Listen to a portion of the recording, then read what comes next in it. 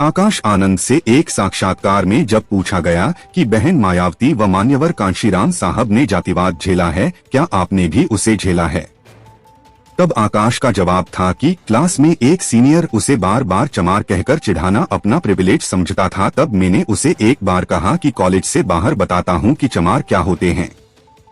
आकाश आनंद की परवरिश 40 से ज्यादा नौकर चाकर के सानिध्य में हुई है। उनकी कंपनी में 95% से ज्यादा कर्मचारी ब्राह्मण, वैश्य, कायस्थ नौकरी कर रहे हैं। दुनिया की हर सुविधा उनके पास बचपन से ही रही है। उसके बाद भी भारत के घृणित माहौल में पैदा हुआ बच्चा जो अपने को उच्च केवल मनुस्मृति व ब्रह्मा संस्तुति के कारण समझता है, वो अपने से कई सैकड़ों गुना अमीर व्यक्ति के खिलाफ जातिवादी टिप्पणी करता है, क्योंकि उसे लगता है कि भगवान ने उसे विशेष बनाया है। और आकाश आनंद चाहे इतना अमीर हो कि वो मेरे व्यक्ति जिसे भगवान द्वारा विशेष दर्जा दिया गया के पूरे परिवार को नौकरी पर रख सकता है, उसके बाद भी आकाश आनंद उससे निम्न दर्जे का है।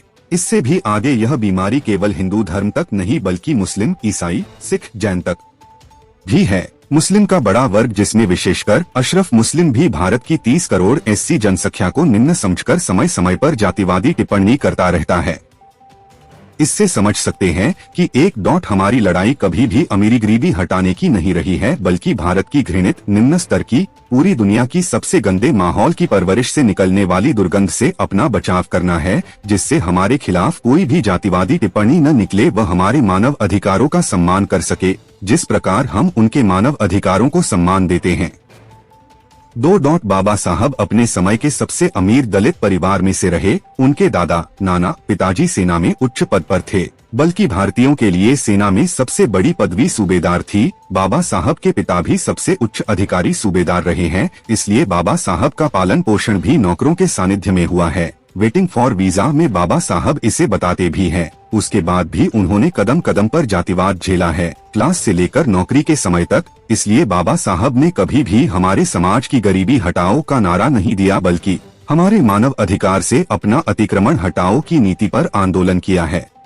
इसलिए जो लोग कहते हैं कि अब तो लड़ाई अमीरी गरीबी की है, वो धूर्तता करता है, क्योंकि इससे वो अपने पारिवारिक घटिया माहौल पर कोई चर्चा न करे की नीति को अपनाता है।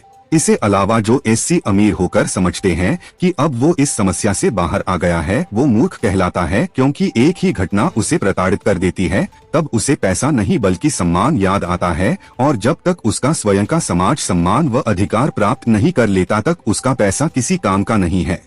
ये मैं बार कहता हूँ कि अम्बेडकरवादी आंदोलन दुनिया का सबसे विशाल आंदोलन है, क्योंकि इस आंदोलन के माध्यम से पूरी दुनिया के सबसे घटिया, गंदे समाज की मुख्य धारा से दूर ऐसे लोगों के पारिवारिक परिवेश को सुधारना है जो आपस में घर का माहौल उच्च स्तर का जातिवादी बनाकर रखते हैं, जिससे वो सुधार करके विश्व के सामाजिक परिवेश की मुख्य धारा में आ सके, जो ब्राह्मण, वैश्य, कायस्थ से लेकर अशराफ मुस्लिम, सिख, जैन अपने पारिवारिक माहौल में सुधार कर चुके हैं, वो प्रशंसा के हकदार है। ऐसे भी परिवारों का प्रतिशत अच्छा है, फिर भी 90% से ऊपर भारतीय परिवेश घोर जातिवादी है। विकास कुमार जाटव के एक सोशल मीडिया पर मिला आज तक का सबसे महत्वपूर्ण इतिहास, जो SC ST OBC की आंखें खोल सकता है और आगे आने वाले अपने BSP का दामन थाम सकता है।